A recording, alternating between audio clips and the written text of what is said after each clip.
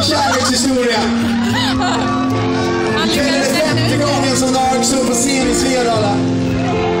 I år är det 5:e året som Dark är i Svedala för att sprida ett budskap om tolerans, kärlek och extas!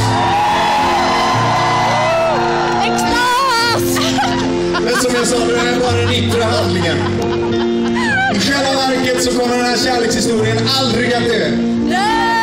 Jag lovar en sak, och detta är det sista jag säger till er ikväll, säger alla. Att de här låtarna som kanske har gett er lite pepp när det har varit svårt, de kommer alltid finnas. Och när helst ni behöver lite pepp, lite extra energi, lite extra kraft för att uthärda de mörka dagarna i det här livet, ropa bara på våra låtar så kommer de till er.